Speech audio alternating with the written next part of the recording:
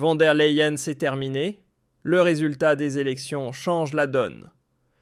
Il y a à peine 10 minutes, les chiffres sont tombés. Von der Leyen, c'est terminé. Le résultat des élections change la donne. Il y a à peine 10 minutes, les chiffres sont tombés de Bruxelles et c'est un séisme, 60% ont voté contre von der Leyen. Elle est donc officiellement évincée. Le vent tourne. Les citoyens réclament une autre Union européenne. Von der Leyen, c'est terminé. Le résultat des élections change la donne. Il y a à peine 10 minutes, les chiffres sont tombés de Bruxelles et c'est un séisme, 60% ont voté contre von der Leyen. Elle est donc officiellement évincée. Le vent tourne. Les citoyens réclament une autre Union européenne. Une union qui défend la souveraineté, loin de cette folie globaliste imposée par Bruxelles et ses alliés. Restez jusqu'au bout, car ce qui suit est explosif. 44% des Allemands exigent la démission de von der Leyen. Près de la moitié du pays la juge corrompue et incompétente. Rien que cela, c'est déjà un choc. Mais le vrai tremblement de terre, le voici, von der Leyen a été désavoué. Et ce n'est pas tout. Un autre coup de tonnerre vient du Chili, c'est désormais officiel. José Antonio Cast a remporté l'élection présidentielle et pas de justesse. Non, c'est une victoire nette, décisive. Pourquoi est-ce si important ? Parce que cela prouve que le mouvement était mondial. Au Chili, les citoyens réclament une politique qui protège leurs frontières, renforce leur économie et ne cède plus aux caprices d'élites internationales. Cast a été clair, le Chili d'abord, comme l'Amérique sous Trump. Le vent a radicalement tourné. Partout, les peuples en ont assez de voir leur souveraineté piétinée par les globalistes de gauche. Et ce n'est pas une coïncidence. Regardez autour de vous, en Italie, Giorgia Meloni gouverne avec sa ligne nationale conservatrice et fait avancer le pays. En Autriche, le FPE domine largement la scène politique. Les sondages ne mentent pas. Le Portugal bascule lui aussi. L'élan est lancé, et maintenant le Chili vient s'y ajouter.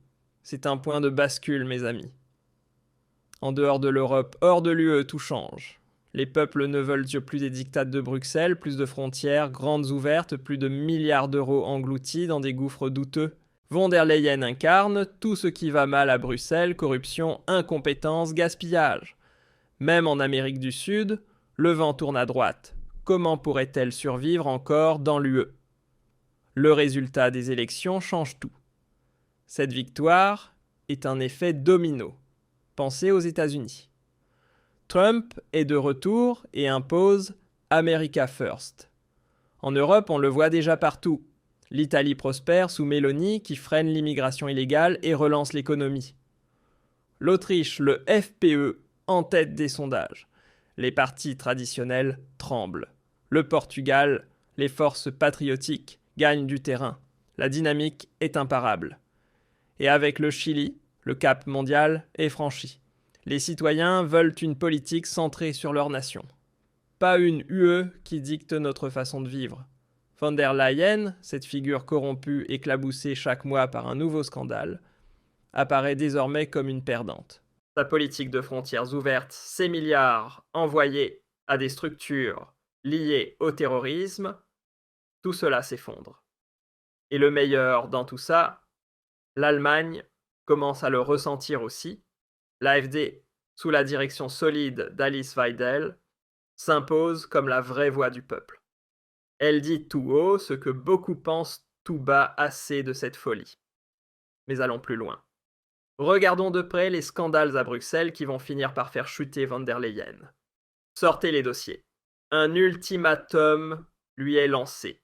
Et c'est un véritable coup de tonnerre. À Bruxelles, la tension est à son comble. L'organisation terroriste Hamas refuse toujours de restituer le corps de la dernière otage du 7 octobre 2023. Rangwili, un policier héroïque blessé, mais resté pour sauver des civils assassinés par des islamistes. Et que fait l'UE ? Au lieu d'exercer une pression, Elle met en place des structures pour intensifier les aides financières aux Palestiniens. L'UE est leur premier bailleur de fonds et un quart de cet argent vient du contribuable allemand. Ursula von der Leyen, réputée totalement corrompue, incapable d'échapper aux scandales à répétition, a cédé sous la pression de pays comme l'Espagne et l'Irlande. En septembre, elle a coupé toutes les aides européennes destinées à Israël. Mais des questions restent sans réponse. Premièrement, en période de caisse vide, pourquoi ne pas laisser les riches États pétroliers financer la reconstruction de Gaza? Deuxièmement, les accusations selon lesquelles des fonds auraient servi à construire des tunnels terroristes doivent être tirées au clair. Mais la Commission ferme les yeux. Depuis janvier, l'eurodéputé Moritz Körner, FDP, réclame des documents pour faire la lumière sur ces flux financiers. Et que fait l'administration? Elle oppose un mur de silence avec des arguments absurdes et rejette définitivement la demande. Mais Körner ne lâche rien. Il donne à von der Leyen un ultimatum. Jusqu'au 12 janvier, soit elle livre les dossiers, soit il saisit le parquet européen et l'OLAF, l'Office antifraude.